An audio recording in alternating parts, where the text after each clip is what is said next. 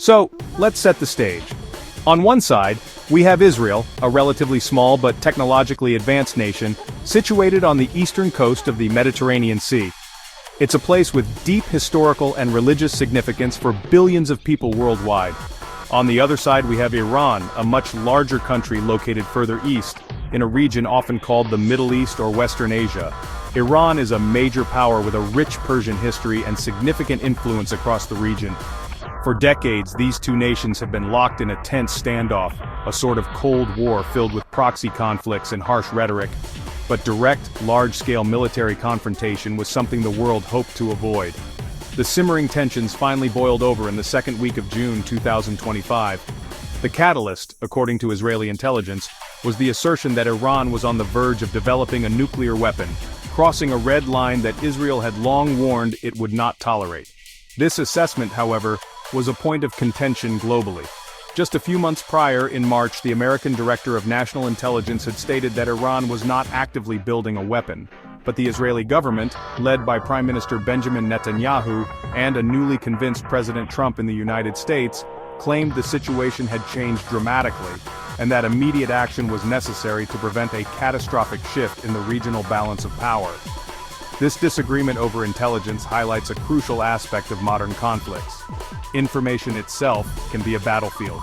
For its part, Iran has always maintained that its nuclear program is for peaceful energy purposes only. From Tehran's perspective, the Israeli strike was an unprovoked act of aggression, a blatant violation of its national sovereignty designed to cripple its scientific and technological progress. The Iranian government framed the attack as part of a long-standing Western and Israeli campaign to keep Iran weak and isolated, vowing that such a brazen assault would not go unanswered. The stage was thus set not just for a military clash, but for a clash of narratives. The fighting began on a Friday, a day of worship and rest in much of the region, shattering any semblance of peace. Israel launched a series of unprecedented and highly coordinated airstrikes. The primary targets were not just military bases but the very heart of Iran's nuclear infrastructure. Facilities at Natanz, Isfahan, and the heavily fortified Fordo site were hit, in an operation Israel claimed had set back the nuclear program by years. This was not a small clandestine operation, it was a loud and clear declaration that the decades-old shadow war had turned hot, pulling two of the region's most powerful militaries into direct, open conflict for the first time. The immediate aftermath of the initial Israeli strikes was chaotic and deadly.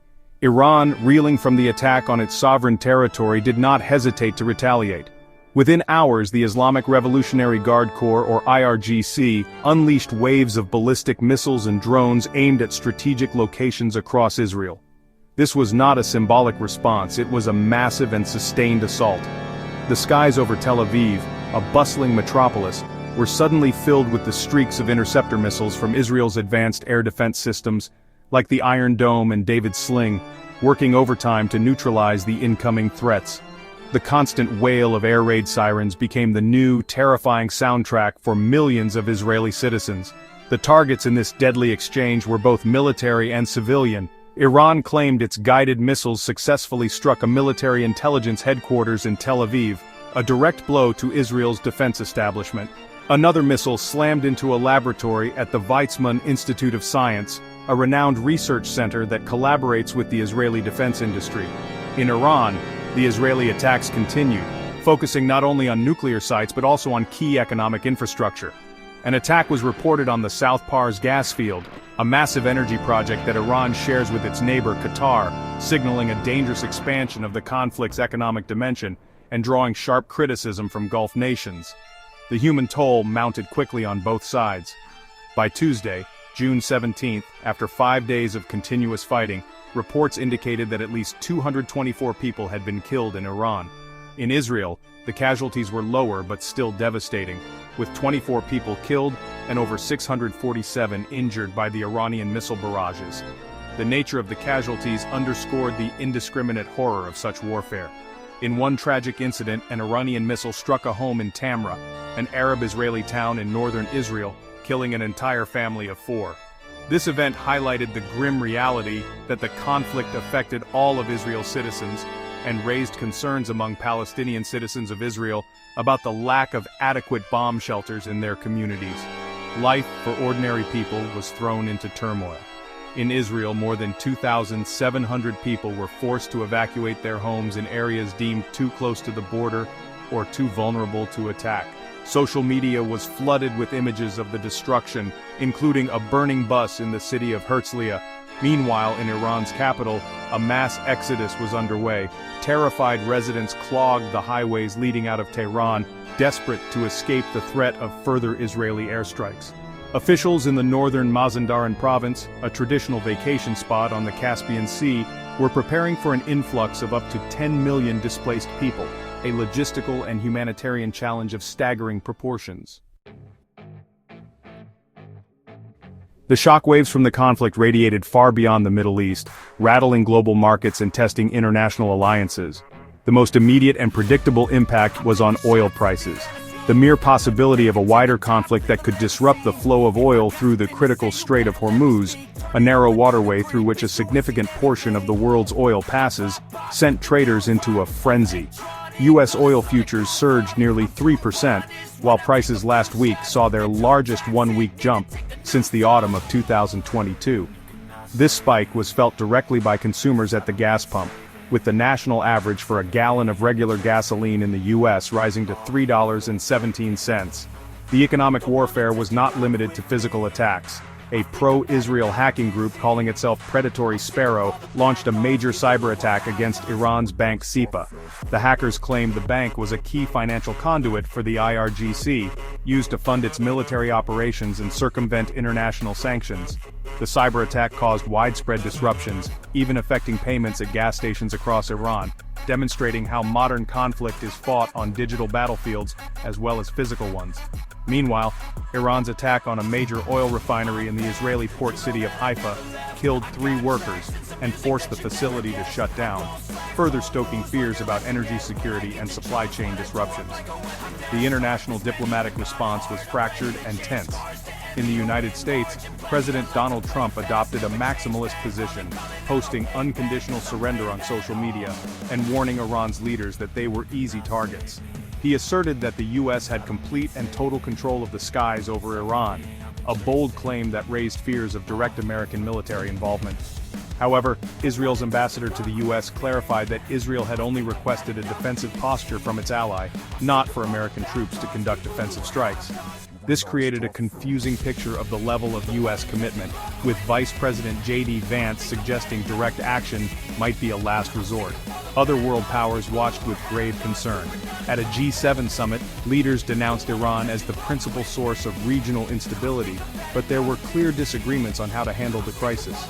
China's leader, Xi Jinping, expressed deep worry over the sudden escalation and called for restraint, carefully positioning Beijing as a potential peacemaker. He stated that China opposes any acts that violate national sovereignty and offered to play a constructive role in de-escalating the conflict. This positioned China as a counterweight to the aggressive stance of the United States, reflecting the broader geopolitical competition that now framed this dangerous regional war. Beyond the strategic calculations and geopolitical posturing, the true cost of this conflict is measured in human lives and shattered communities. For the people living in Tehran, Tel Aviv, and countless towns in between, the past 5 days have been a nightmare of fear and uncertainty. The constant threat of missile attacks has forced families into bomb shelters, disrupted education for children, and brought daily economic life to a screeching halt. The images of families fleeing their homes, whether in cars stuck in traffic leaving Tehran or being evacuated from northern Israel, paint a universal picture of displacement and suffering. This is the grim shared reality for civilians on both sides, caught in a conflict they did not start. The psychological toll is immense and will linger long after the physical destruction is cleared. In an instant, the normalcy of everyday life, going to work, taking children to school, meeting friends for coffee, is replaced by a state of high alert. Every siren, every news alert, every rumble in the distance brings a fresh wave of anxiety. This pervasive sense of insecurity erodes social trust and community well-being. The stories emerging from the conflict zone, like that of the family killed in Tamra, are not just statistics, they are personal tragedies that represent the profound and irreversible human cost of war. Peace is not merely the absence of fighting, it is the presence of security and the freedom to live without fear. This tragic escalation serves as a stark reminder of the urgent need for robust proactive diplomacy and a renewed commitment to international law. When communication breaks down and threats replace dialogue, the path to violence becomes dangerously short. The international community, especially major powers like the United States and China, has a profound responsibility to use its influence not to fan the flames, but to build off-ramps from the highway to a wider war. Pushing for an immediate ceasefire, facilitating back-channel communications, and providing humanitarian aid are the crucial first steps toward pulling the region back from the brink of a catastrophic all-out conflict. Ultimately, the path to a lasting peace requires more than just a temporary truce. It demands a courageous effort to foster understanding and address the root causes of the conflict. It means recognizing the shared humanity of people on all sides and rejecting the dehumanizing rhetoric that fuels hatred and violence. While the bombs and missiles are real, the hope for a different future must be just as powerful. The world is watching, not as a spectator to a distant drama, but as a stakeholder in a global community where peace is fragile and indivisible. The dream must be for a day when headlines speak not of chaos and casualties, but of cooperation and comprehension.